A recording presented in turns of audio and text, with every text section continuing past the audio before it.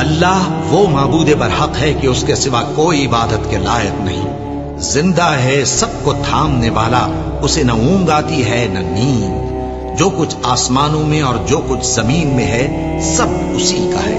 کون ہے کہ اس کی اجازت کے بغیر اس سے کسی کی سفارش کر سکے؟ جو کچھ لوگوں کے روبرو ہو رہا ہے اور جو کچھ ان کے پیچھے ہو چکا ہے اسے سب معلوم ہے،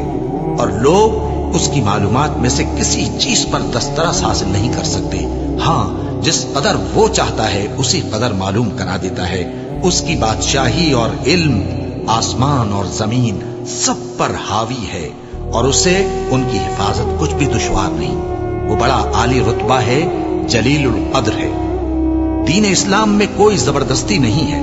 ہدایت صاف طور پر ظاہر اور گمراہی سے الگ ہو چکی ہے، تو جو شخص بتوں سے اعتقاد نہ رکھے اور اللہ پر ایمان لائے، اس نے ایسی مضبوط رسی ہاتھ میں پکڑ لی ہے جو کبھی ٹوٹنے والی نہیں، اور اللہ سب کچھ سنتا ہے، سب کچھ جانتا ہے۔ اور سن رکھو کہ اللہ کی یاد سے ہی دل آرام پاتی ہے۔ جو لوگ ایمان لائے اور عمل نیک کیے ان کے لیے خوشحالی اور عمدہ ٹھکانہ ہے۔ جو شخص دنیا کی آسودگی کا خواہش مند ہو تو ہم اس میں سے جسے چاہتے ہیں اور جتنا چاہتے ہیں جلد دے دیتے ہیں، پھر اس کے لیے جہنم کو ٹھکانہ مقرر کر رکھا ہے، جس میں وہ نفرین سن کر اور درگاہ الہی سے راندہ ہو کر داخل ہوگا۔ اور جو شخص آخرت کا خواستگار ہو اور اس میں اتنی کوشش کرے جتنی اسے لائق ہے، اور وہ مومن بھی ہو، تو ایسے ہی لوگوں کی کوشش ٹھکانے لگتی ہے۔